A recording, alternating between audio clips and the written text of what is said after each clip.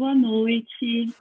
Nós damos as boas-vindas a todas e todos que nos acompanham neste terceiro dia de Pluralidades Poéticas, que é um evento organizado pelos alunos da pós-graduação em Teoria e História Literária do Instituto de Estudos da Linguagem, da Unicamp, com o apoio do Centro Cultural do IEL. Nós agradecemos a professora Daiane, agradecemos ao pessoal da informática. Hoje está conosco o Diego, agradecemos a ele. E eu agradeço especialmente também aos meus queridos amigos da comissão organizadora, a Annelise, a Gabriela e o Fadu. E milhões de agradecimentos à professora Ida Alves, que tem uma bela fala para compartilhar conosco hoje. Eu vou fazer uma apresentação da professora, em seguida passo a palavra para ela. Professora, é uma honra estar com a senhora aqui hoje, uma alegria para todos nós, e eu tenho certeza que com este título nós teremos riquíssimas contribuições. Bem, para falar um pouquinho da professora. Ida Alves é professora titular de literatura portuguesa do Instituto de Letras da Universidade Federal Fluminense, em que atua no programa de pós-graduação em estudos de literatura, com orientações de mestrado e doutorado, além de supervisão de pós-doutorado. A professora lidera, juntamente com Célia Pedrosa, o grupo de pesquisa Poesia e Contemporaneidade, sediado na mesma instituição. Também lidera o grupo de pesquisa Estudos de Paisagem nas Literaturas de Língua Portuguesa, com a professora Márcia Manito, da Universidade Federal do Maranhão. Ida Alves é membro e atua como coordenadora de pesquisa do grupo Polo de Pesquisa Luso-Brasileiras, sediado no Real Gabinete Português de Leitura do Rio de Janeiro. Tem livros organizados e co-organizados sobre poesia portuguesa, moderna e contemporânea, e poesia brasileira em diálogos críticos. Destacamos 2 títulos, ambos publicados pela Sete Letras, Crítica e Poesia, Tendências e Questões, que é um livro de 2014, em parceria com Célia Pedrosa e Nuno Jutsi, na organização, e sobre Poesia e Outras Vozes, publicado em 2016, em parceria com Célia Pedrosa na organização. O título de sua fala hoje é A Política da Poesia, por uma poética. Muito obrigada, professora. Olha, obrigada a vocês, né? Aqui a nossa comissão, né? A Neilise, a Fadu, Gabriela, a Nathalie, né? Nathalie, o convite, né? Para participar aqui do encontro Pluralidades, não é? E espero contribuir dentro da minha possibilidade, dentro da minha área de trabalho, que é a poesia portuguesa, especialmente século XX e agora já no XXI. Então, eu vou aqui partilhar o meu slide, que vai guiar, né, a minha fala, né? Então, como foi dito, o título é um pouco pretensioso e, na verdade, eu não vou conseguir dar conta dele, não é? É amplo demais, é problemático demais, mas o que eu pretendo aqui é levantar algumas questões, examinar algumas possibilidades de pensar isto no campo da poesia mais contemporânea portuguesa, ainda que eu vá falar de poetas ainda do século XX, não é? Como vocês vão ver à medida que eu for passando aqui os slides. Então, a política da poesia por uma poética. E à medida que eu for falando, vocês vão entender melhor de que política se trata e esse termo poética, de onde vem e o que eu pretendo com isto aqui. Bom, a primeira coisa é o interesse desse tema para mim. Quer dizer, interessa o estudo dos poetas da poesia moderna e contemporânea, no caso portuguesa, na sua relação com o mundo circundante, não é? Isso é uma das linhas de trabalho, até na minha linha de pesquisa do meu programa de pós-graduação, literatura, crítica, história, não é? Essa relação que esse objeto, que é o poema, essa fala, não é? Essa escrita, como tem não só a sua autonomia enquanto objeto estético, mas também tem a sua relação com subjetividades e com a comunidade, vamos dizer assim. Então, eu primeiro, de início, traço com vocês três relações, não é? Poesia e história, poesia e política, poesia e ética. E trazendo esses três temas, cada um deles dá um curso, não é? Cada um deles, enfim, nós teríamos imensas questões para trabalhar e, portanto, não sairíamos daqui. A proposta é uma síntese, mostrar, provocar um pensamento, uma reflexão breve que seja a respeito disso, e eu vou me valer, então, da ajuda de determinadas citações que podem colaborar para que nós possamos definir o nosso campo de fala. Então, primeiro, eu tiro desse clássico, que é o Otávio Paz, O Arco e a Lira, não é? Um livro, hoje já temos uma edição mais moderna, de 2012, andou um pouco esgotado esse livro, mas agora voltou em 2012, tendo uma nova edição pela Cosac Naif, e é um livro incontornável, como dizem os portugueses, no pensamento de poesia, não é? E há um capítulo, há uma parte, acho que quase final do livro, em que ele faz essa relação exatamente, né, poesia e história. E tiro então esta citação que leio com vocês. O que caracteriza o poema é sua necessária dependência da palavra, tanto quanto sua luta para transcendê-la.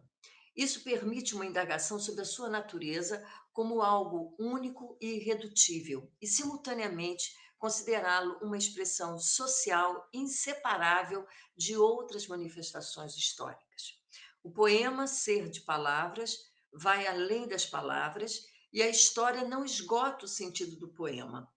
Porém, o poema não teria sentido, nem sequer existência, sem a história, sem a comunidade que o alimenta e a qual alimenta. Aqui nessa reflexão, que está, claro, num texto muito maior, em que ele vai discutir essa relação, tensionar essa relação entre poesia e história, interessa-me essa ideia do temporal, não é? Escrever a história é escrever o tempo. E essa relação entre o sujeito e o seu tempo comum, né? O tempo com os outros, a partilha de um mesmo tempo, estarem juntos num mesmo tempo, estarem pensando sobre o tempo presente, ou estarem pensando na transformação que o tempo faz aos objetos, faz aos sujeitos, faz às culturas, não é? Então, me interessa essa relação que o poema, a poesia, não é? Pensar o poético, pensar a escrita, pode nos ajudar a pensar as ideias que nos cercam. Vocês lembram até o Compagnon, né, o que é o contemporâneo, né, que diz lá que o poeta, o artista, vai ali nas trevas, vai interrogando, não é?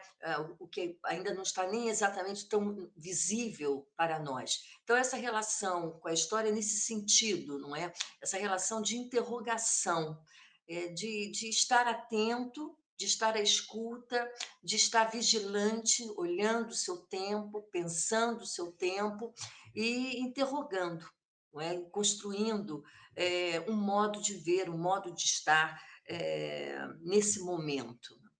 E caso essa reflexão, essa afirmação do poeta mexicano, né, do Otávio Paz, com o poeta português Antônio Ramos Rosa, já falecido, vocês sabem, Antônio Ramos Rosa com uma obra poética imensa, uma obra também que é central no panorama do século XX português e que produziu também, escreveu alguns livros de ensaísmo, quase eu poderia dizer um ensaísmo teórico, mas mais assim um ensaísmo reflexivo sobre a escrita, sobre a poesia, sobre essa relação com o mundo, não é?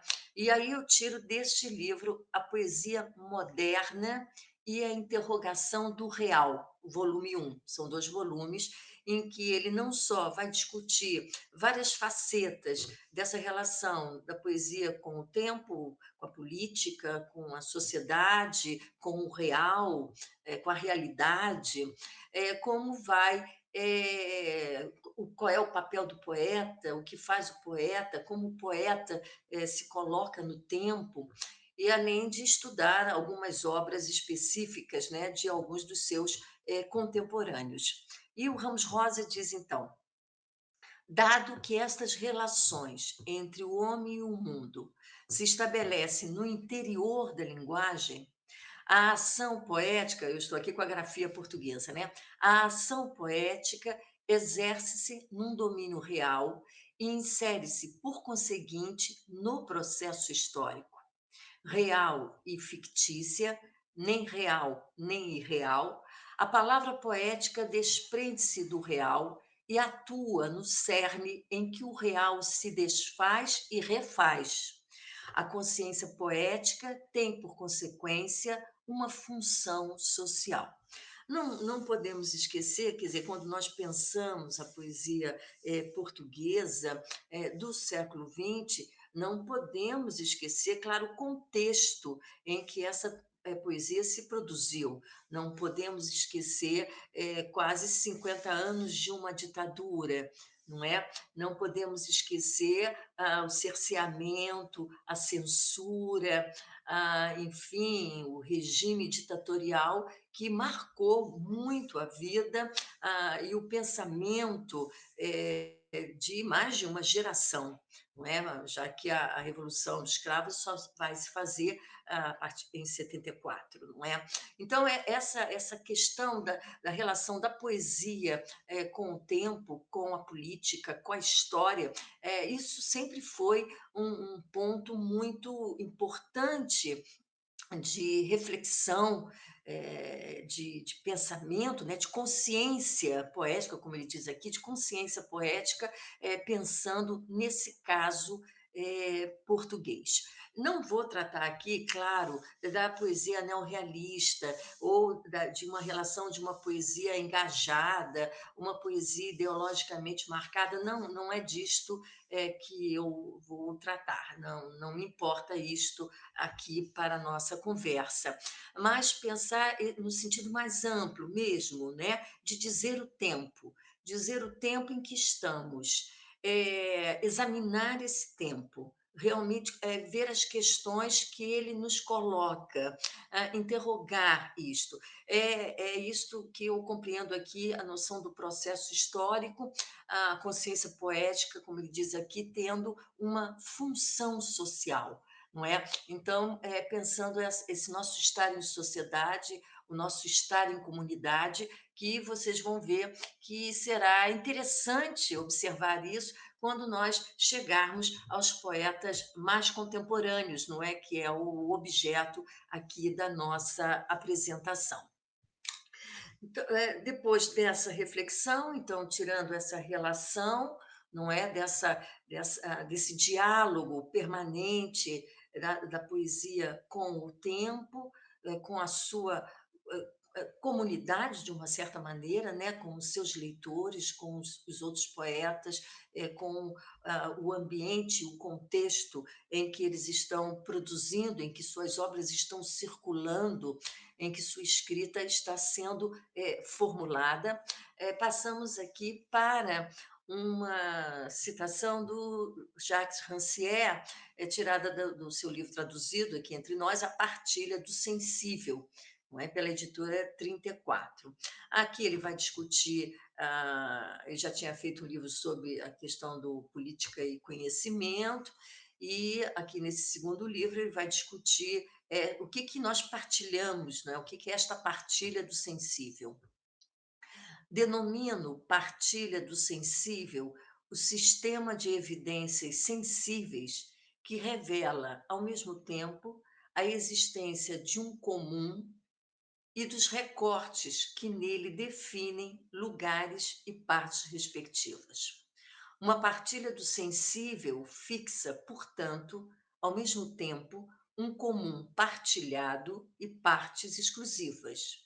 Essa repartição das partes e dos lugares se funda numa partilha de espaços, tempos e tipo de atividade que determina propriamente a maneira como um comum se presta à participação e como uns e outros tomam parte nessa partilha. O cidadão, diz Aristóteles, é quem toma parte no fato de governar e ser governado. Mas uma outra forma de partilha precede esse tomar parte, aquela que determina os que tomam parte. Então, claro que vai haver um tensionamento a respeito desta ideia, né, de partilha, partilha na ideia de dividir, mas partilha também o que cabe a cada um, não é? A parte de cada um. Aqui me interessa, assim, para os efeitos da minha fala de hoje, essa ideia não só de partilha de espaços, tempos, esse é um gesto político, é o meu modo de agir nesse tempo, de fazer esse tempo, não é? Não só de pensá-lo, mas fazer, e o ato de escrita, um ato de fazer, de construção, porque é um ato aí de criação, como também esta ideia da partilha do sensível, de dividir o que é comum. E que o termo comum, né, que está na raiz de comunidade, não é? O que a princípio seria a ideia de pertence a todos, mas que a gente vê na nossa sociedade que nem sempre isso acontece, ou na maior parte das vezes as coisas não pertencem a todos, pertencem a alguns, alguns é que têm parte naquilo. Então, essa discussão de criar realmente um comum, de possibilitar a partilha, também é uma questão política que nos interessa e que nós vamos observar como pressuposto, como uma ideia, uma certa direção também de alguma poesia portuguesa contemporânea. Essa partilha do sensível que nos leva aí, ainda acompanhando Jacques Rancière, a ideia dos afetos, a importância do afeto, de afetar o outro, de dividir com o outro o meu tempo, a minha escrita, a minha percepção de mundo, afetar o outro através também da minha palavra, da minha escrita, me colocar à escuta da palavra do outro, à escuta do corpo também do outro. Portanto, essa ideia de partilha do sensível, ela é muito rica em possibilidades e questões que envolvem o fazer poético em nossa contemporaneidade. E, por fim, a relação, a terceira, que eu quero citar antes de entrar na poesia portuguesa, e aí eu explico de onde eu tirei essa ideia de uma poética, não é? Em capítulo intitulado Michel Deguy, Defesa e Ilustração da Poesia, do livro Poesia e Crise, do professor, do ensaísta, do poeta Marco Ciscar, publicado exatamente pela editora da Unicamp. Marco Ciscar é professor da Unicamp, portanto, muito perto de vocês, não é? Marco Ciscar escreve, falando de Michel Deguy.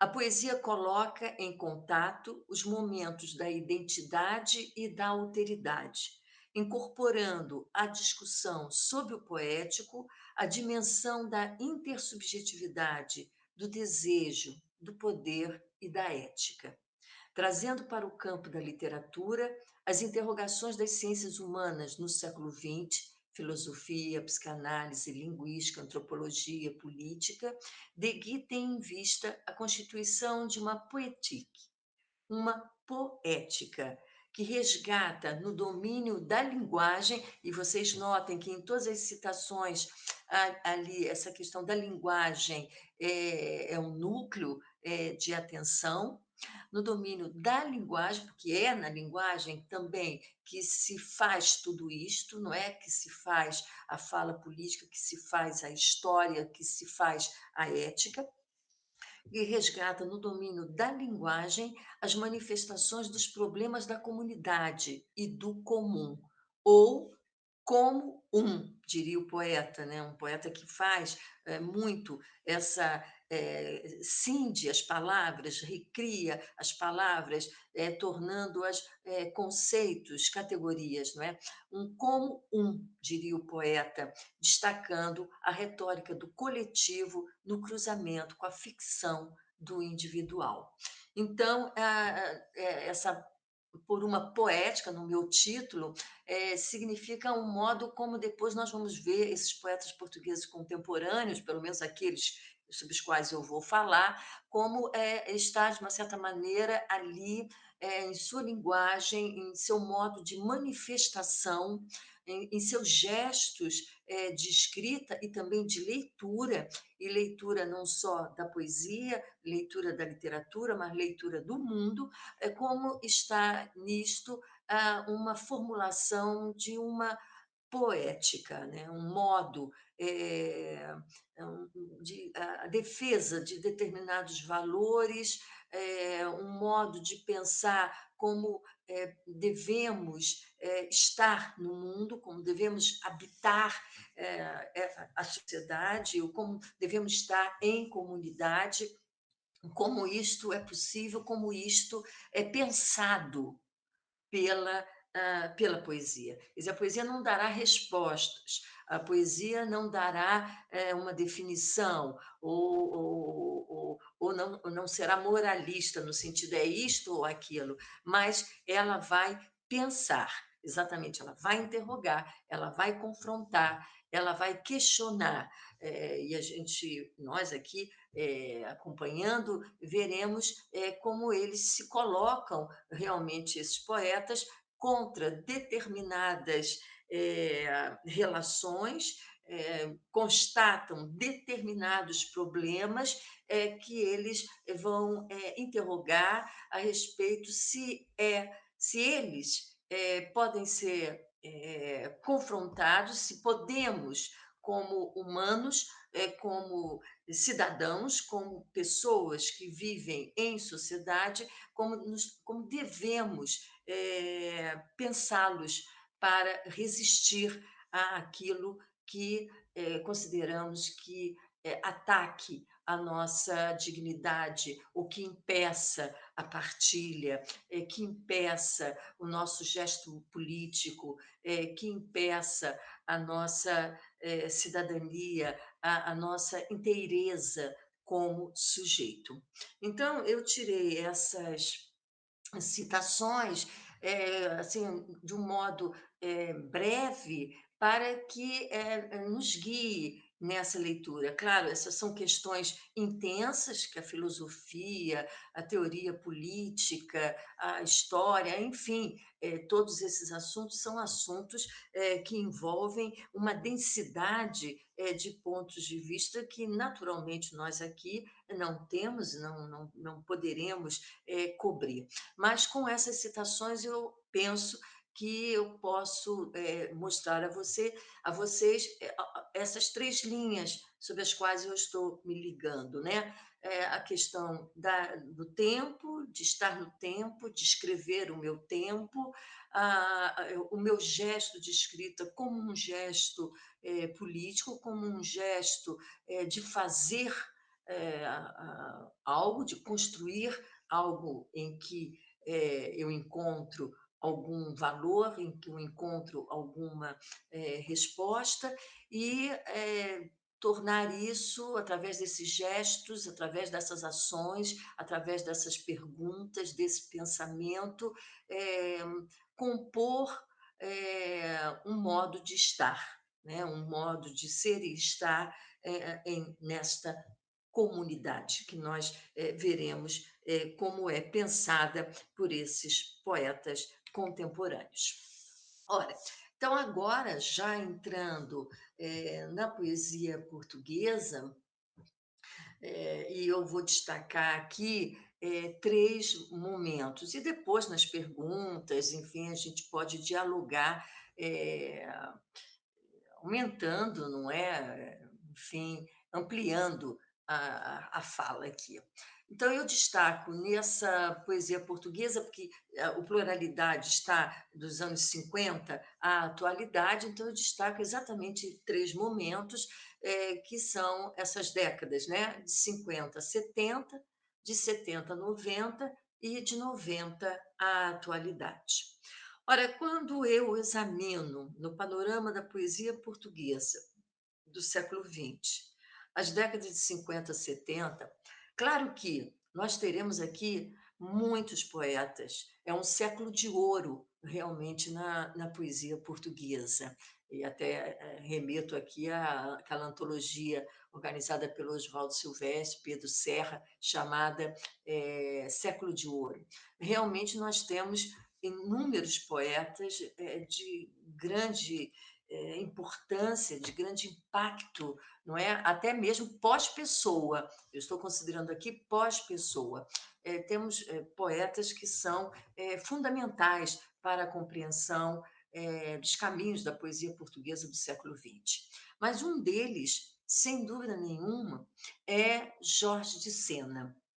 Então, daí eu ter tirado esta imagem, né? Jorge Sena, eu não sei o nível de leitura, de conhecimento de vocês, mas Jorge Sena é um artista múltiplo, um intelectual, realmente, já falecido, faleceu em 1978, e, na verdade, até morreu relativamente novo, não é? Porque morreu com 59 anos, ia fazer 60, e deixou uma obra imensa, uma obra não só no campo da poesia, sobre o qual vamos falar um pouco, mas também na reflexão, no pensamento crítico, obras críticas sobre a literatura portuguesa, sobre a poesia portuguesa, sobre a literatura brasileira, sobre literatura inglesa, e foi e é, sem dúvida, porque essa voz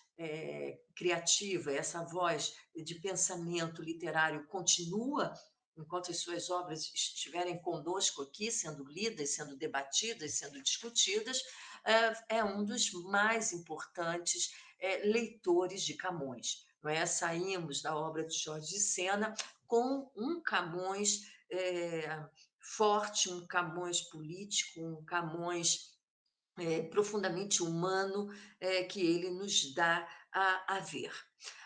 Da poesia, eu lembro a vocês, e não é difícil vocês encontrarem os livros de poesia do Jorge Sena. Lembro a sua obra-prima, não é? Que é Metamorfoses, até no encontro que vocês tiveram com a professora Silvana Pessoa, não é?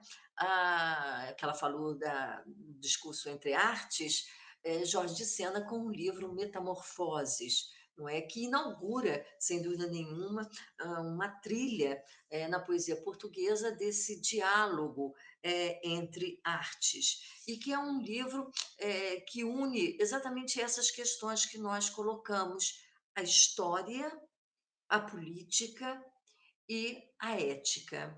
E une porque Jorge Sena é um homem. eh, Ele saiu, exilou-se, autoexilou-se de Portugal, chegou até a participar de um movimento para um golpe contra o salazarismo, vem com sua família para o Brasil, caso vocês não conheçam essa história, e daqui no Brasil, quando ele vem para cá em 59, quando ele percebe que teremos também aqui o golpe militar, ele vai para os Estados Unidos, e será nos Estados Unidos que ele vai morrer. Ele naturalizou-se brasileiro. E a obra dele, portanto, caminha por esses 3 espaços: Portugal, Brasil e Estados Unidos. E é uma obra, profundamente preocupada com a dignidade humana. É uma obra, tanto no romance, mas, especialmente a poesia, que é o campo, em que o Jorge de Sena, tem uma obra, assim, fortíssima, não é? Ah, nós temos lá a notação do tempo, tanto que todos os poemas são datados, ele data todos os poemas, e ele mesmo diz, em muitas das suas reflexões, nos prefácios, nos pós-fácios, não é? Ele escreve bastante, ele se manifesta bastante, não é? Ele diz que a poesia é o seu diário, não é? É esse seu modo também de estar na história. Então, a historicidade humana é algo que afeta muito Jorge de Sena. E a sua capacidade crítica, o seu olhar profundamente crítica ao seu tempo, à sociedade, ao mundo, não é, ocidental que lhe coube viver.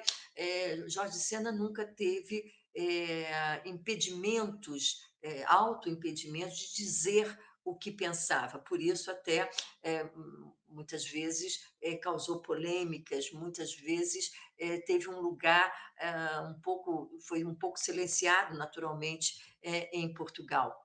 Mas Jorge Sena sempre se bateu contra aquilo que ele considerava que era contra esta dignidade humana. E por isso eu tiro aqui uma afirmação dele, exatamente num desses prefácios à sua poesia, que diz assim: é que a poesia, melhor que a qualquer outra forma de comunicação, cabe mais que compreender o mundo, transformá-lo.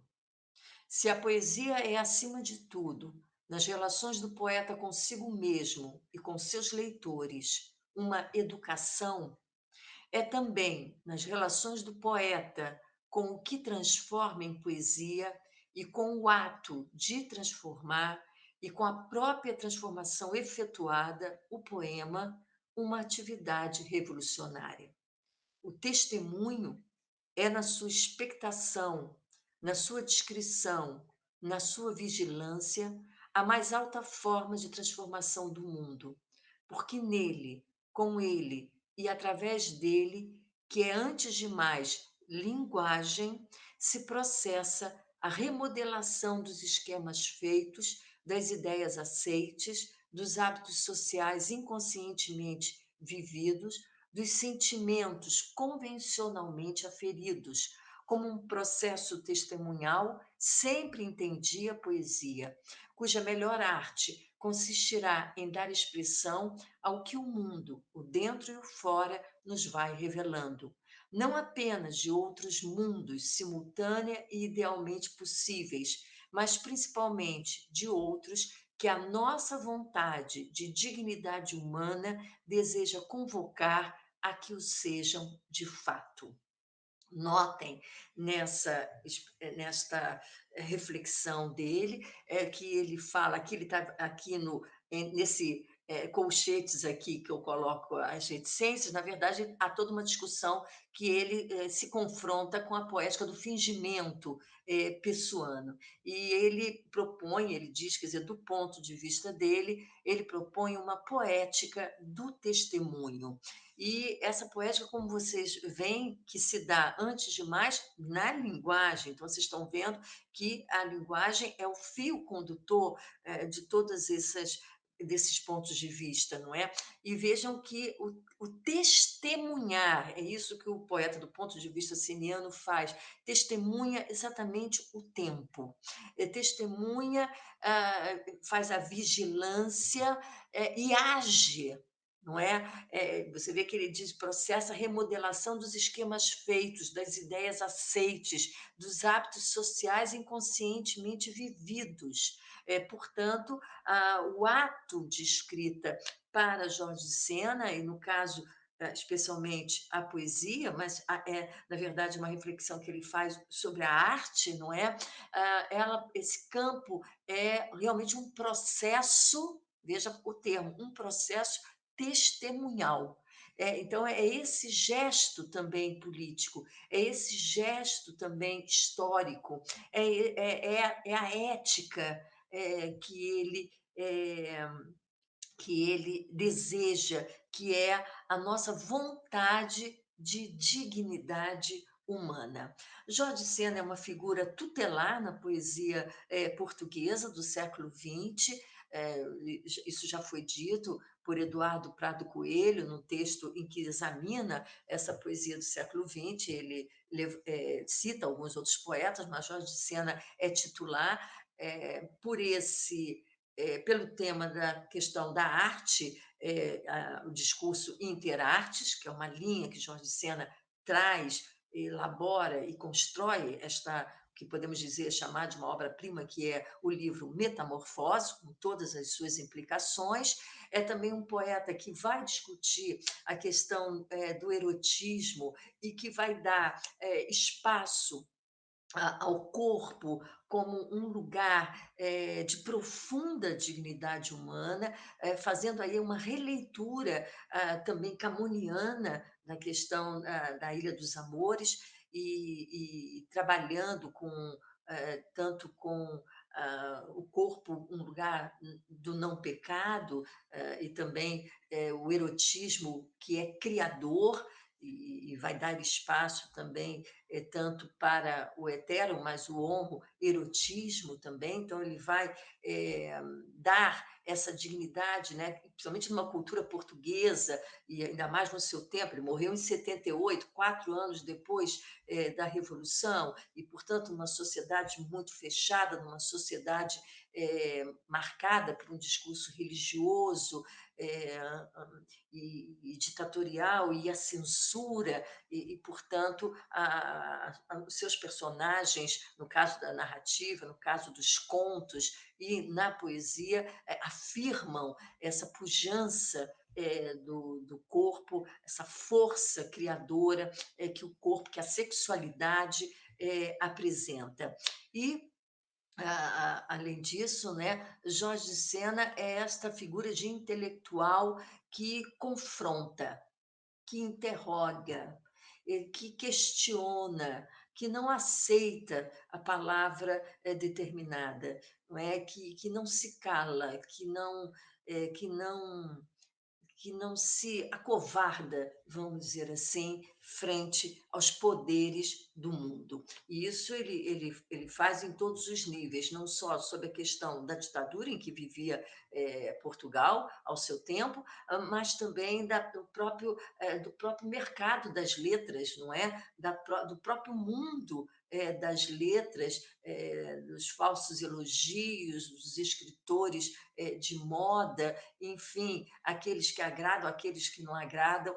Jorge Sena é muito crítico dessas relações hipócritas, muitas vezes marcadas por uma ideia de mercado ou por compadrios, não é? Que era o mais comum ao tempo dele, dos compadrios, e ele vai e coloca ali o dedo na ferida, não é? E por isso ele foi uma pessoa polêmica, por isso muitas vezes ele foi considerado agressivo, tanto nos seus textos reflexivos, como também em alguma parte da sua poesia, não em Metamorfose, mas em outros poemas que ele produziu. A própria relação dele com Portugal, uma relação bastante conflituosa, muitas vezes em alguns poemas, ele até chama Portugal de uma prostituta, não é?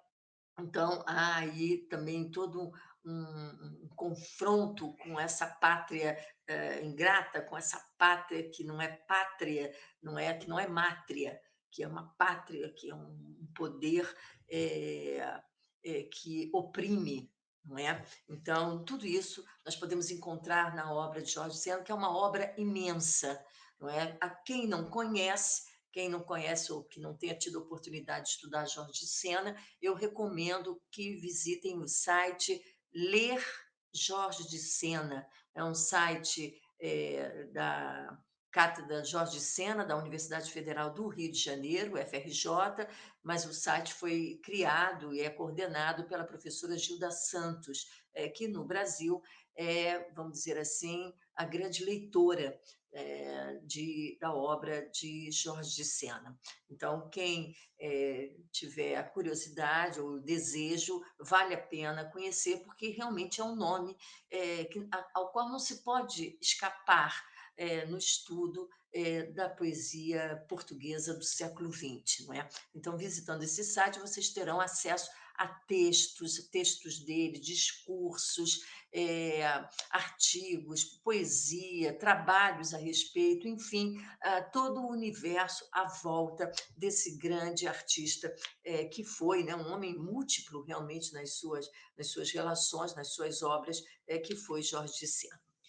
E aí eu destaco um trecho, fragmento de um poema que é até muito citado, talvez vocês até conheçam, porque vai representar muito bem, vai sintetizar muito bem isso que eu estou querendo aqui dizer, explicar de Jorge de Sena. Esse poema, que nós vamos ver no próximo slide, tem relação com o é do livro Metamorfoses, né? Está publicado no livro Metamorfoses, e esse poema faz o seu diálogo com essa pintura de Francisco de Goya, né? A gente fala aqui Goya, né? Está aqui o os fuzilamentos de 3 de maio de 1808 na montanha do Príncipe Pio. É uma pintura, bastante, grande, né, vocês veem 2,68 m por 3,47 m, está no Museu do Prado, em Madrid. Eh, Ela causa, ainda mais se você conseguir ver pessoalmente, né, ela causa um grande impacto. Nós temos aí essa cena se dá quando a França invade a Espanha, ali em 1808, né, invadiu Portugal, invadiu Espanha, e esses camponeses nessa cidade se rebelaram contra esta invasão, portanto, defendem a Espanha, e você tem o pelotão aqui francês que vai ah, matar, trucidar esses camponeses, não é, que estão aí lutando pela sua liberdade. O quadro é de grande impacto.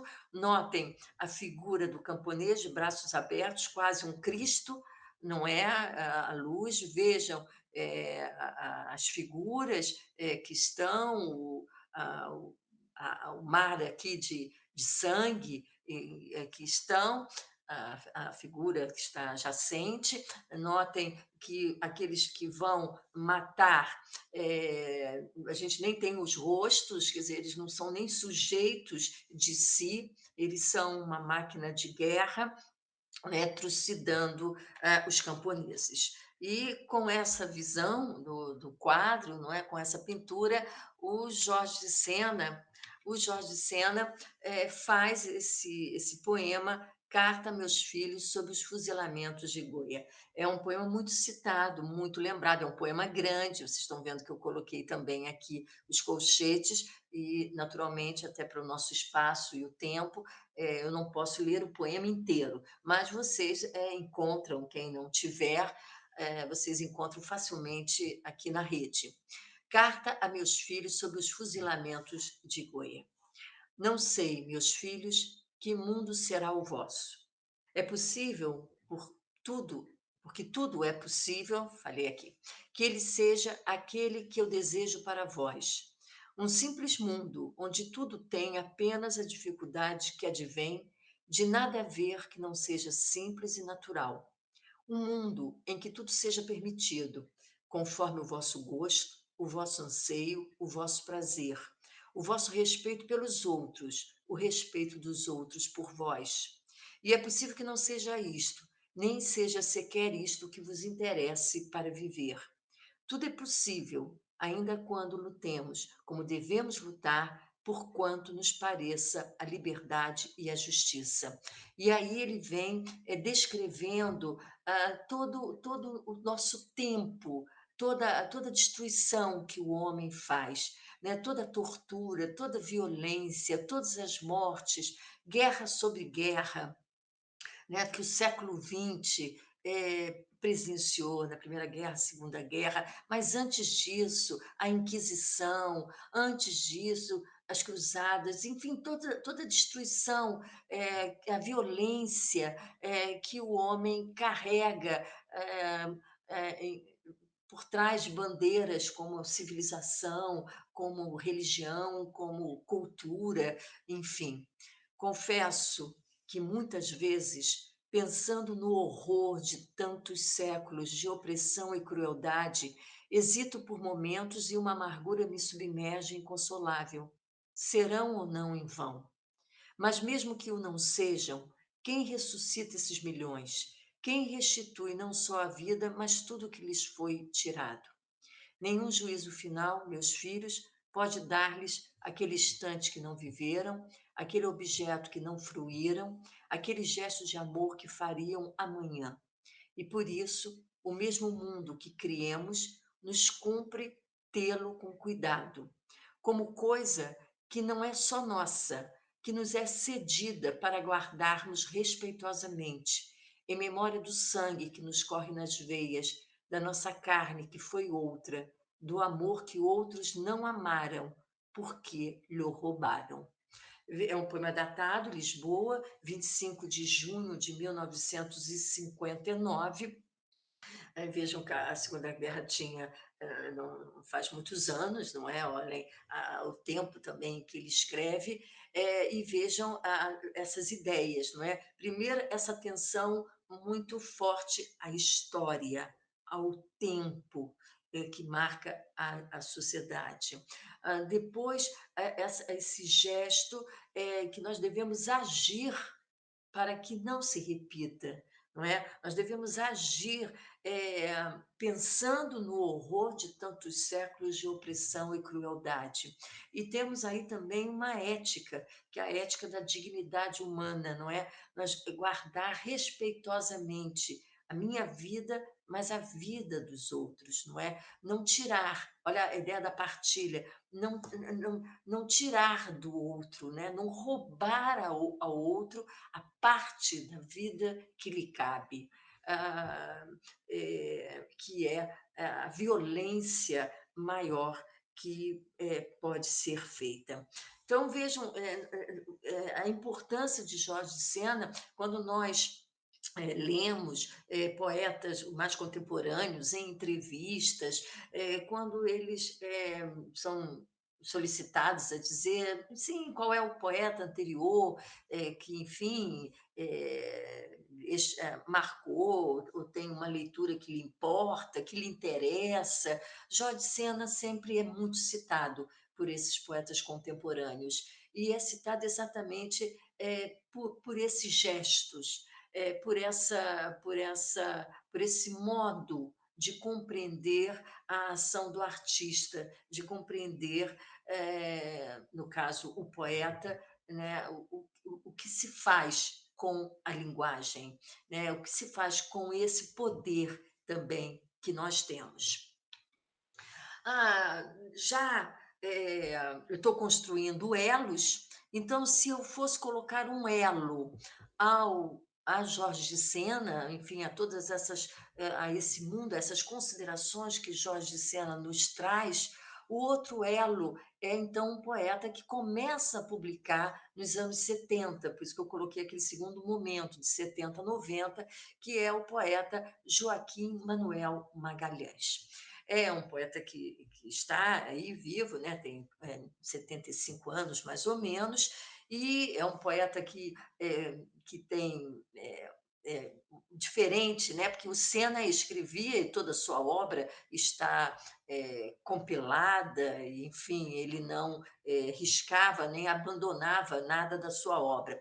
Joaquim Manuel Magalhães tem outra relação com as suas obras, eu não vou entrar por aqui nessa discussão, porque é um outro caso, mas só explico rapidamente que o Joaquim Manuel Magalhães impede que a sua obra se estratifique. Então, cada livro que ele foi publicando foi transformando, foi modificando ou foi até rejeitando livros anteriores. Então, esse processo de reescrita ou de abandono da sua obra, não do seu pensamento, não do seu eixo, do seu modo de estar na linguagem e de estar em sociedade, isto ele não abandona, mas a sua obra vai sofrendo um processo de transformação, mas isso seria caso para outra conversa, não é?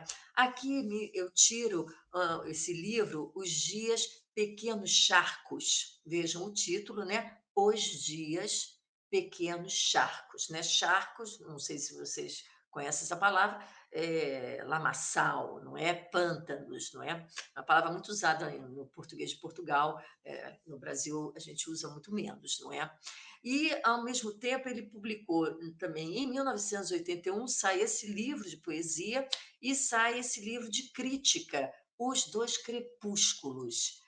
Lisboa, Regra do Jogo, 1981. Esse livro é um livro esgotado, Dois Crepúsculos é um livro de pensamento de poesia, né, de crítica de poesia, excelente, que todos nós que estudamos poesia portuguesa do século XX não podemos desconhecer, não podemos deixar de não ter leitura deste livro. Numa primeira parte, ele fala sobre escritores do século XX, pós-pessoa, que lhe interessam, não é? Os poetas com os quais ele considera que a poesia eh, traz transformação, que o provoca também como poeta, então ele vai citar Jorge Sena, Carlos de Oliveira, Eugênio de Andrade, enfim, ele vai trabalhar com alguns nomes que hoje já é uma tradição moderna da poesia portuguesa, e numa segunda parte são textos em que ele vai interrogar a cultura à sua volta, interrogar a sociedade portuguesa em que ele está. Já é pós-revolução, nós estamos em 1981, portanto, Portugal já não vive mais em regime ditatorial, nós temos agora uma sociedade vivendo eh, em liberdade, com partidos, enfim, mas mesmo assim ele vai notando a transformação dessa contemporaneidade, né, dele ali nos anos 80, né, o que está ocorrendo à volta dele. São textos em que ele faz críticas muito fortes à sociedade portuguesa, e que parece que após que saiu da ditadura e quis correr atrás do tempo e se juntar realmente à Europa, né? Porque Portugal era uma periferia fechada ali pelo regime, e quis correr atrás dessa Europa triunfante, vamos dizer assim, e acaba, dentro do ponto de vista dele, caindo em certas armadilhas deste mundo contemporâneo. Então, ele também tem o Joaquim Manuel Magalhães, é um elo com Jorge Sena, porque também mantém como diretriz própria a sua grande independência de opinião, o seu ponto de vista bastante crítico, bastante questionador, não só dos poetas à sua volta, dos artistas à sua volta, mas também da sociedade em que vive, né, do tempo que ele partilha. Então, como o Joaquim Manuel Magalhães também pode ser dito um poeta, por vezes, agressivo, ou um crítico agressivo, polêmico, também. Então, nesse sentido, o elo com Jorge Sena fica bastante facilitado, porque eles parecem partilhar. Claro que o Joaquim Manuel Magalhães é mais novo, não é? O Jorge Sena já tinha morrido em 78. O Joaquim Manuel Magalhães partilha certos pontos de vista, vamos dizer assim, que o Jorge Sena colocou na mesa, né, para discutir, pensou. E aí eu tiro apenas um poema deste livro, Os Dias Pequenos Charcos. Princípio. no meio, não sei se vocês conseguem ler a imagem, né, eu consigo, mas não sei na tela de vocês, mas de qualquer jeito eu vou ler. No meio de frases destruídas, de cortes de sentidos e de falsas imagens do mundo organizadas por agressão ou por delírio, como vou saber se a diferença não há de ser um pacto novo, um regresso às histórias e às árduas gramáticas da preservação? Depois dos efeitos da recusa, se dissermos não, aqui diremos não. Que cânones são hoje dominantes contra que tem de refazer-se a triunfante inovação. Voltar junto dos outros, voltar ao coração, voltar à ordem das mágoas por uma linguagem limpa, um equilíbrio do que se diz ao que se sente, um ímpeto ao ritmo da língua e dizer a catástrofe pela articulada afirmação das palavras comuns, o abismo pela sujeição às formas diretas do murmúrio, o terror pela construída sintaxe sem compêndios, voltar ao real, a esse desencanto que deixou de cantar, vê-lo na figura sem espelho, na perspectiva quase de ninguém, de um corpo pronto a dizer até as manchas a exata superfície, porque vai onde se perde em perigo. É um poema riquíssimo em questões, não só aí o confronto com a tradição, o confronto com uma teoria poética também, mas a ideia de voltar aos outros, voltar às histórias, se opondo a uma poesia que possa se pensar autônoma, fechada em si, não é? Então, pensemos aí na questão do estruturalismo, aí também como um contexto teórico crítico. É, voltar-se ao comum, à partilha, para quê, né? Um ímpeto ao ritmo da língua a dizer a catástrofe, não é nenhuma visão utópica aqui. Há violência, há catástrofe, há destruição, há ruína, mas voltar a isto, enfrentar isto, né? Como ele diz, voltar ao real, voltar a esse desencanto que deixou de cantar. Né? Então, vê-lo, enfrentá-lo, estar em estado, estar em perigo, né? Estar sempre ali no abismo, estar ali, mas estar presente, atento, vigilante, não é? Isso é uma das questões que podemos fazer aqui na leitura do poema, é um princípio, não é? Uma ética, poderíamos perguntar aqui, não é? Eu lembro o Michel Maupoy com o livro O Poeta Perplexo. Essa questão do poeta vigilante, do poeta perplexo, do poeta que está interrogando a nossa contemporaneidade, não é só na poesia portuguesa, também aparece questionada e discutida em muitas poéticas, não é? Também de outras línguas. Bom, o elo, então, que eu vou juntar ao Joaquim Manuel Magalhães, foi Jorge Sena, Joaquim Manuel Magalhães, eu vou juntar, então, os poetas mais contemporâneos, já me aproximando da parte final aqui da minha fala. E eu cito aqui uma revista, a revista chamada Cão Celeste, depois eu até posso mostrar a capa quando eu acabar com os slides. E porque as revistas de poesia, elas são muito interessantes para nós que analisamos e pensamos e gostamos de observar, porque essas revistas permitem nós vermos a rede de ideias, as práticas, os processos que estão sendo ali pensados, gestados, trocados, dialogados, questionados nesse espaço, não é? Que são as revistas. E aqui eu destaco uma revista impressa que se chama O Cão Celeste. Essa revista Cão Celeste, né, sem o artigo. A revista Cão Celeste, os editores são os poetas Manuel de Freitas, a sua esposa, que também é poeta, Inês Dias. E eles também têm uma outra revista que se chama Telhados de Vidro, onde você tem realmente muita poesia, poemas mesmo, quase como antologias. E a Cão Celeste é uma revista de ideias, quer dizer, é uma revista de poesia, porque os que estão ali são poetas, ou pensam sobre poesia, né, são analistas, são críticos, pessoas que pensam sobre a poesia e que produzem poesia.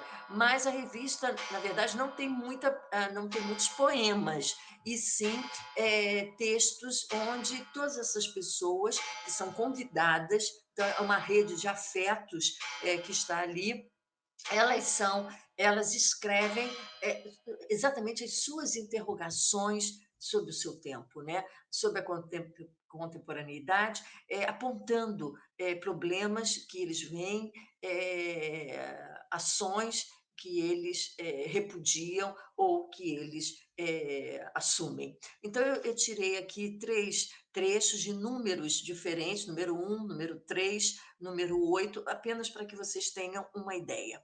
Então, no primeiro, o cão celeste pretende apenas ganir, ladrar com raiva ou paixão, amar ou odiar sem peias aquilo que o mundo cotidianamente lhe dá a ver. Este é, antes de mais, um espaço de encontro entre pessoas que ainda consideram urgente o livre exercício da crítica, do pensamento, da revolta. E é justamente em nome dessa precária liberdade que prescindimos de qualquer apoio exterior possível de condicionar os nossos gestos. Então, vejam a questão do livre exercício da crítica, da precária liberdade. Depois, o Jorge Roque diz assim: no mundo cada vez mais pressionado pela escassez de recursos naturais, econômicos e sociais, em face do contínuo crescimento demográfico, o imperativo político de distribuição do acesso ao trabalho e seu produto é cada vez mais necessário. O que sempre foi evidente e hoje se torna inadiável é que o custo da riqueza desmesurada é a pobreza desmesurada. O problema não é uns ganharem o incalculável e o outros a dizima contada. O problema é que, sendo os recursos finitos e o número do que deles vivem crescente, ou a distribuição é racional e proporcionada, ou um número insustentável de habitantes deste mundo é liminarmente excluído da possibilidade de lutar por uma vida sequer. E, por último, há um texto da professora Rosa Maria Martello, que vocês devem conhecer, dos textos de crítica, do seu ensaísmo crítico, mas que aqui está falando da questão das humanidades, né? Até o papel da universidade. E ela fala, eu não vou ler inteiramente, ela fala que nós estamos vivendo agora num tempo de quantificação, tudo é quantificado, né? O tempo, as ações, o trabalho, o lazer, a riqueza, a pobreza, os saberes, né? Tudo é meta, meta de produção, estamos vivendo esta sociedade agora marcada pelo financeiro, não é? Como ela diz assim, tudo é quanto custa, não é? E ela diz assim: ora, as humanidades não podem deixar de reivindicar e assumir o papel de interrogarem os sentidos da própria quantificação em curso, a partir de um ponto de vista qualitativo. Cabe-lhes moderar os riscos de desumanização que acompanham a obsessão quantificadora da sociedade em que vivemos. Vejam que essas vozes, de uma certa maneira, estão dialogando com as vozes anteriores, falando de liberdade, falando de dignidade humana, falando de humanização, não é? E então vamos aos últimos, aos poetas. Eu trouxe apenas 3 exemplos de poetas contemporâneos portugueses, que estão poetas de agora. Claro que há outros poetas, vocês sabem muito bem, há outras vozes, há outras questões também que esses outros poetas trabalham, mas neste elo, nesta corrente que eu estou aqui construindo, eu destaco esses 3. Então, Luís Miguel Nava, Luís Miguel Silva, que também está presente na revista Cão Celeste, também produz, alguém que dialoga muito com o nosso Manuel de Freitas. Eu vou ler os poemas rapidamente, só apontar algumas coisas para terminar a exposição e aí a gente pode conversar. Pedras e morteiros. E aí vem a citação da poeta: todos os poetas são judeus. Notem esta epígrafe, não é? Todos os poetas são judeus. O que isso significa? Então, diz assim: essa dos poetas, senhora, com vocação para apanhar no pelo, tem quase tanta graça como a outra de chamar vítimas as vítimas oficiais do século XX. como se a história fosse um prato congelado e a moral o restaurante onde se come mais barato. Entretanto, nós somos acusados de atirar pedras. Mas vede, senhora, não são pedras, é o que resta das nossas casas abatidas por Golias. Na mão que lhe estendemos, deixou-nos esta funda. Que mais podemos nós, se não utilizá-la? Razão tem a pedra na conhecida fábula da pedra no sapato, quando diz: todas as pedras são palestinianas. Notem a linguagem desse poeta, notem as relações que esse poema, aparentemente assim simples, né, na sua espacialização aqui, suscita. Vejam até senhora, não só dialogando com a poeta, mas também senhora, soando aí um pouco uma tradição lírica portuguesa, amorosa, né?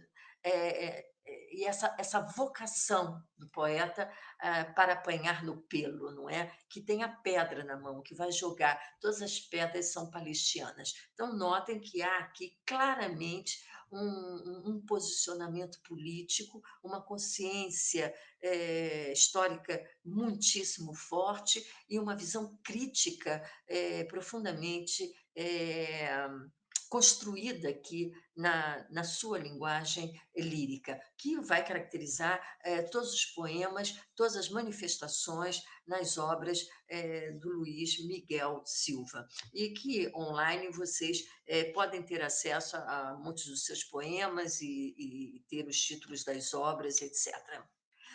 O outro nome, naturalmente, o Manuel de Freitas, aqui numa livraria que, além de poeta, é livreiro, é editor, é jornalista, é crítico, né? Crítico, jornalista não, crítico de poesia em jornal. Essa livraria fechou por uma questão da Lisboa atual, dos aluguéis, era dentro de um apartamento.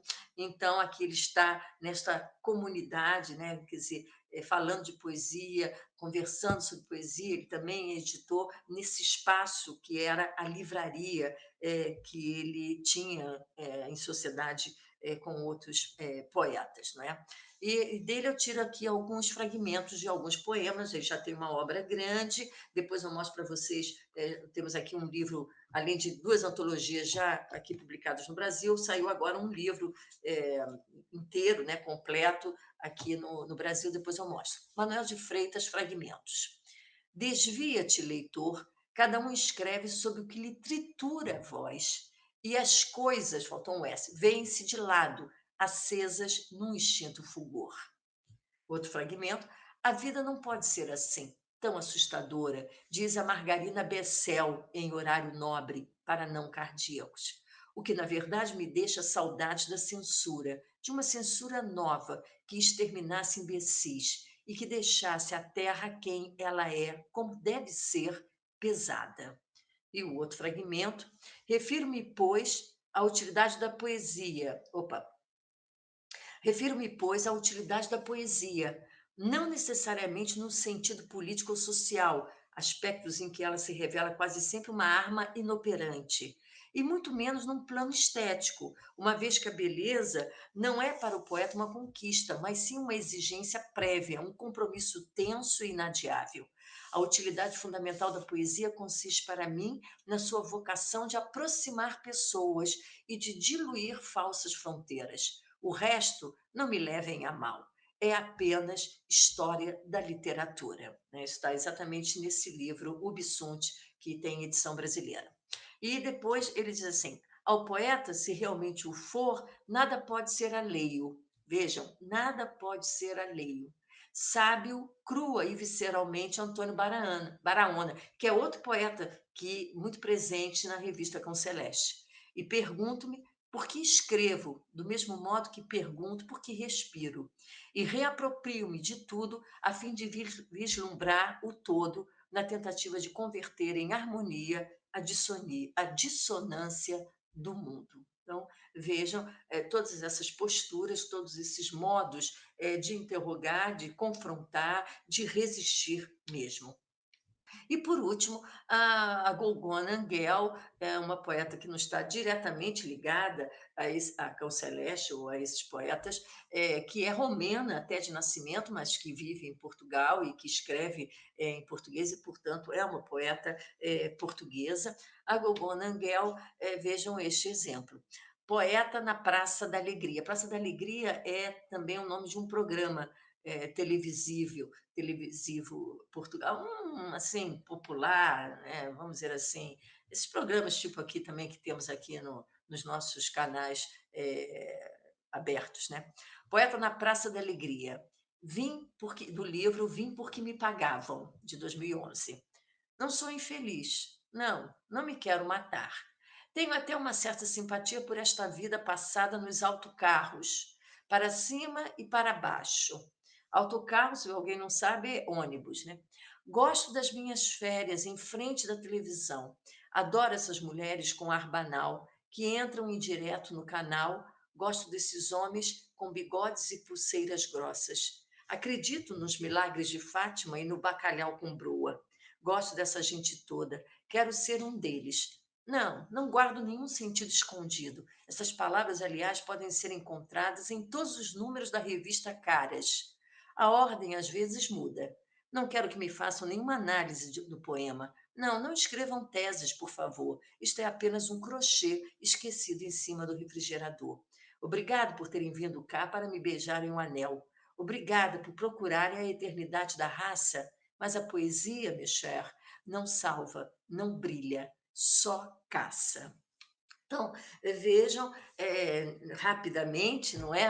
Já até ultrapassei o tempo, esses poetas nos colocam essas questões, não é? Examinam essa contemporaneidade, onde nós temos a questão do consumo cultural, as forças que estão também no campo literário, a lógica da mercantilização de tudo, quer dizer, os nossos problemas contemporâneos podem não ser os mesmos do passado, mas são outros e são decorrentes dessas questões, e os poetas estão aí oponentes, né, fazendo uma resistência, fazendo um confronto muito firme sobre determinados valores e apontando o seu modo de negar-se a aceitar esses poucos poderes, ou esses podres poderes, não é? Então, propondo cada um à sua maneira, na sua linguagem, uma espécie de poética, não é? Não é uma moralidade, mas é um modo de enfrentamento, um modo de resistência. Caso vocês queiram, está aí o e-mail do nosso grupo de pesquisa, Poesia e Contemporaneidade, se vocês quiserem anotar, quiserem alguma referência bibliográfica, algum comentário, enfim, vocês estejam à vontade para entrar em contato, tá? Então, eu vou parar a nossa. Vou voltar aqui para a nossa projeção, encerrando aqui a minha fala e aberta agora a que vocês comentem ou discutam o que vocês desejarem. Desculpe o tempo, né?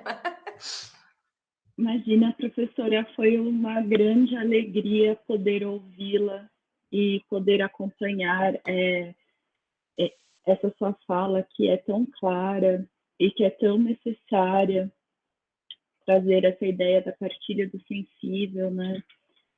Nós que estamos vivendo em tempos pandêmicos e pandemônicos, né? E eu fico pensando em como essas questões de linguagem e como uma espécie de vírus discursivo já estava impregnado em nós, mesmo antes da chegada deste vírus biológico, né?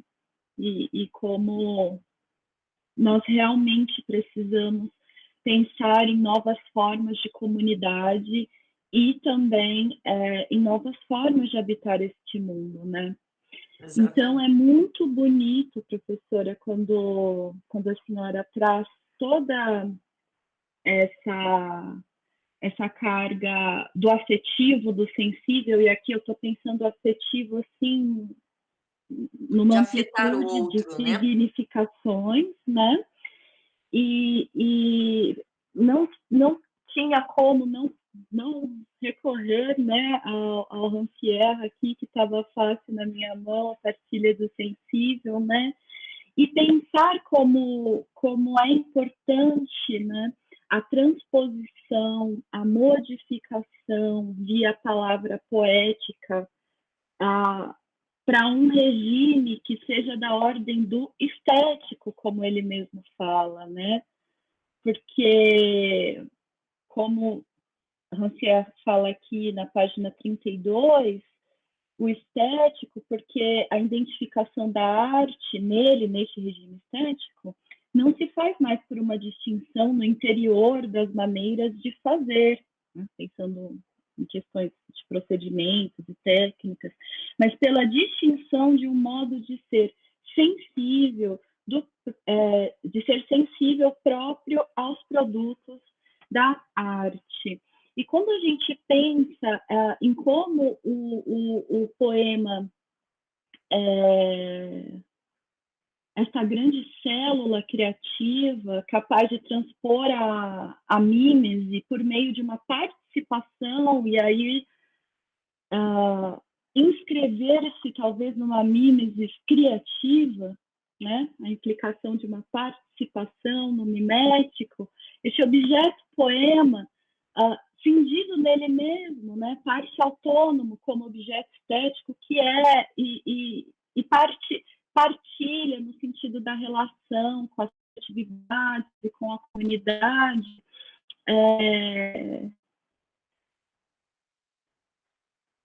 É muito importante, realmente é muito necessário a gente pensar nisso, né? Como o poeta escreve, se inscreve, transcreve no tempo, como é que este tempo se escreve, se inscreve, se transcreve na poesia como gesto político, para que de alguma maneira a gente possa se reconfigurar, né? Formas de habitação, ainda que precária, porque é sempre movente neste mundo, né? E o modo, como a senhora muito bem colocou, relacionando esses poetas, de estar, modo de ser e de estar ético nessa sociedade, né? Não à toa a senhora cita o Malpois, e eu me lembro dele naquele livro do lirismo, né? E o Malpois como, o Maupois como nesse gerenciamento de um lirismo crítico, né? Uma modernidade tardia, na contemporaneidade, né? Traz a generosidade do gesto da escrita poética como um elemento de partilha e de saída também para um conhecimento outro, né? É, uma abertura para a Para a alteridade, né, realmente alteridade. para a alteridade, né. Exatamente, exatamente, né? Eu penso ele falando, por exemplo, no que ele vai chamar de objetos líricos, e eu penso também como este mundo faz parte, né, desse cabedal também muito amplo que a gente pode manter para significações da palavra alteridade. Né? E como nós, Exatamente. ao retornarmos, também já somos outros. E não poderia ser de forma, porque se não formos outros, se apenas nos ensimismarmos, não será possível o afetar-se, afetando-se. Não será possível realizar essa partilha do sensível, né? Então, professora, eu, da minha parte, faço esses comentários e digo que alegria e que necessidade de ouvi-la. Sim, A sua fala precisa ser ouvida. a necessidade também de ouvir esses poetas, porque quem fala, na verdade, são eles, né, não sou eu, eu faço uma mediação aqui. que a gente está falando são eles, não é? Então é muito interessante ver nesses poetas contemporâneos, no caso português, como estão realmente atentos, não é? Como estão ali questionando, e eles têm um objeto de crítica, pelo menos nessa revista Cão Celeste, há um objeto de crítica muito claro, não é? Que é a indústria cultural, que é a massificação do desejo, que é essa nossa sociedade quantificadora, que é toda essa política financeira que vai acabando com a nossa humanidade, vamos dizer assim, não é? Porque nós nos tornamos números, né? Só importam números, e eu acho que no quadro brasileiro a gente está vendo muito isso. Né? A gente está vendo o resultado muito disso. Né? Então, quer dizer, é uma questão que eles estão pensando na Europa, eles são portugueses, portanto, eles estão dentro desta sociedade europeia, né, considerada progressista, né, o lugar da liberdade, aquela coisa toda, mas eles estão vendo também que é um problema da nossa cultura ocidental, não é? Então, é muito interessante como esses poetas, esse caso específico, teríamos outros poetas com outras questões também, mas nesse caso é muito interessante como eles estão como eles não estão prometendo nenhuma salvação, quer dizer, a poesia não vai resolver de nada. Mas a poesia tem um lugar de liberdade, exatamente porque, como ela não é um produto que possa ser quantificado, ela não é um produto que vale nada no mercado, não é um livro de poesia que vale. Então, essa desvalia da poesia é a sua valia, é o seu espaço, não é realmente de liberdade, a sua capacidade de dizer não é? E de manter a nossa humanização, realmente é a questão do afeto nesse sentido, embora o texto do Rancière tenha outras implicações e outras questões estão sendo discutidas ali, mas eu trouxe para cá, que é uma formulação muito deles, dessa ideia de somos diferentes, mas partilhamos este lugar de liberdade que é a escrita poética, não é? E que por isso é um gesto também político, porque ela é um gesto de resistência, de consciência, não é? Do mundo que está aí. Né? Esses poetas falam muito disto, né?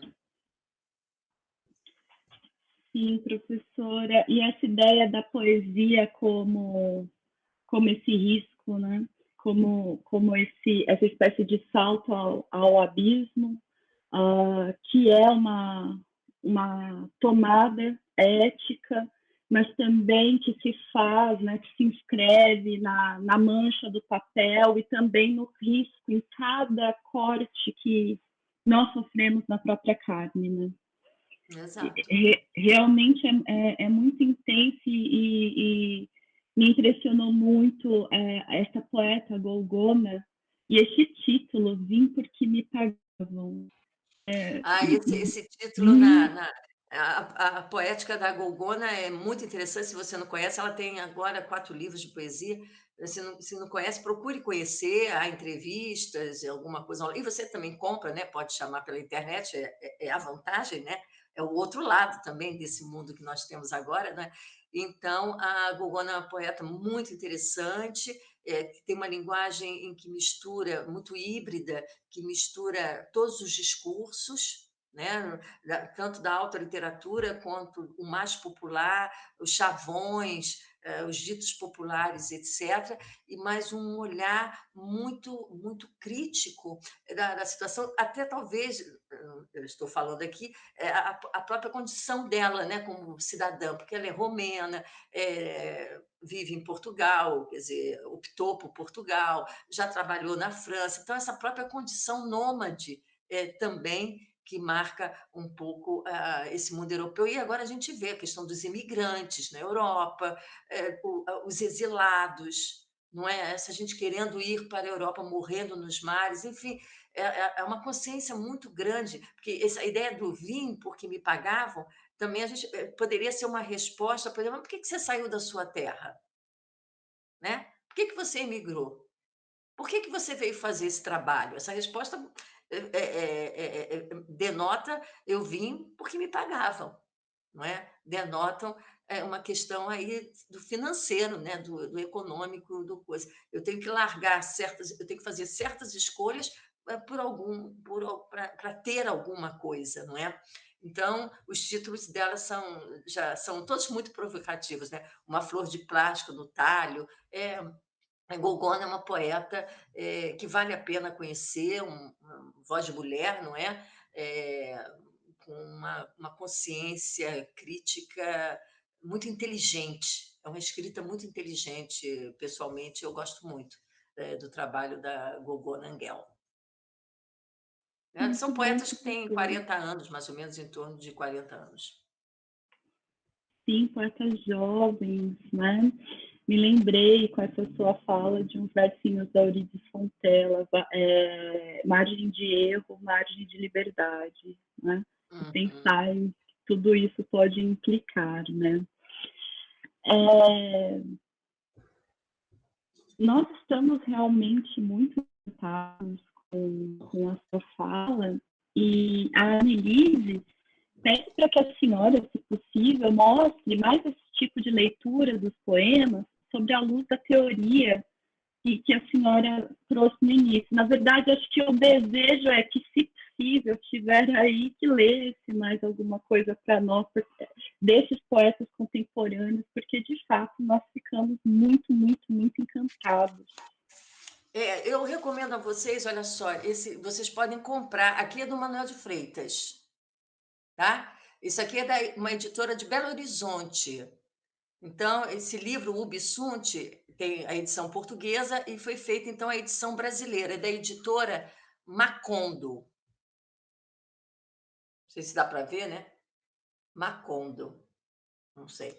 É de Belo Horizonte, vocês conseguem comprar esse, então vocês têm aí um livro, porque há 2 antologias da poesia de Manuel de Freitas aqui no Brasil, 2 antologias. Mas a antologia sempre é um problema, quer dizer, é um modo da gente apresentar o poeta ao leitor brasileiro, mas é partido, não é? O que impede a ideia de uma certa unidade de cada livro, não é? Então, o Bisunt é um poeta também muito marcado pela questão da morte, que é esse lugar limite também, não é? E é um poeta que convoca memória de outras pessoas, é um poeta também que trabalha muito nessa ideia do afeto, não é? De estar com os outros, de lembrar os outros, de dividir espaços e experiências de vida com os outros, não é? Então, o Manuel de Freitas tem muito. O problema dos poemas, às vezes, é que eles são longos, e por isso é que não dá para a gente ficar aqui trabalhando. Ele já tem uma obra longa, já são, acredito que ele já deva ter chegado a mais de 30 livros, não é? Porque os livros são pequenos, às vezes, né? Você vê isso aqui, Infernos Artificiais, do Manuel de Freitas. Agora, pela internet, a editora dele, isso aqui é feito pela editora dele, esse aqui não, mas ele tem uma editora que se chama Averno. Então, há livros dele nessa editora, escrevendo. Vocês acham que está no Facebook, esse lado também está. O que ele questiona muito é o seguinte: no caso, o circuito literário e a indústria cultural, a massificação literária. Isso é um ponto que ele questiona muito, até mesmo dentro da revista Cão Celeste. Porque isso vai acabando em Portugal, principalmente, acabando com as livrarias que seriam lugares de encontro de leitores e de encontro dos leitores com as próprias obras, porque abririam, ficariam olhando antes de decidir comprar, conversa com alguém que chega perto, que também. Quer dizer, a livraria é um espaço também, e isso, como acontece também entre nós, isso vai desaparecendo. Então, e vai surgindo que os grandes aglomerados, as grandes livrarias comerciais, que a gente teria a Cultura, a Amazon, não é? E que vai interrompendo este elo de contato, não é? Então ele questiona, ele ataca realmente muito isto. E os livros da Averno circulam em pequenas livrarias que ainda restam, não é? Então, há aí uma ética mesmo de pensar a própria circulação da literatura, né? Do livro da literatura, porque não é apenas um objeto, entendeu? Não é um objeto, embora você venda, embora você pague, então existe uma comercialização, é claro, mas esse é um objeto, é um lugar de encontro, não é? E que esses grandes aglomerados de livraria e tudo mais vira tudo um produto. Aí é publicitário, então nem sempre aquilo que vende, aquilo que eles anunciam, que eles colocam ali de frente, é realmente alguma coisa que valha a pena. Em geral, até não é? Porque fica nos dando formas. Do Joaquim Manuel Magalhães, esses livros são esgotados, mesmo porque eu falei, né? Porque ele reescreve a obra, então, por exemplo, para ele esse livro não existe mais. Por exemplo, esse livro não existe mais, então é mais difícil. E da Gogona, realmente, olha, vocês têm pela Cira Alvim, a Cira Alvim é fácil de vocês comprarem. A Cira Alvim, Nadar na Piscina dos Pequenos, os títulos são muito curiosos, né? Eu posso até talvez ler esse poema, só esse aqui, porque os poemas são longos.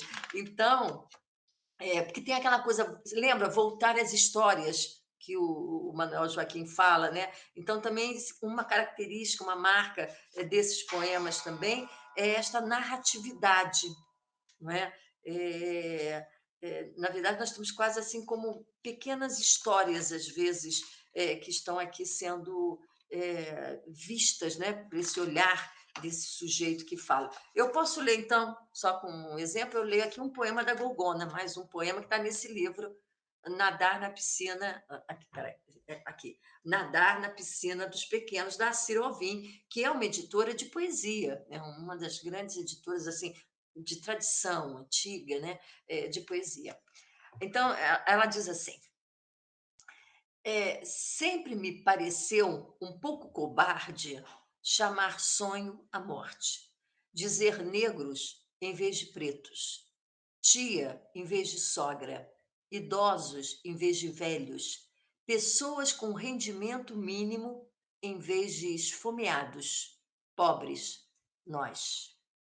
Deveria ser completamente proibido ler amor onde está escrito Roma, comer com o garfo quando se deve usar palitos.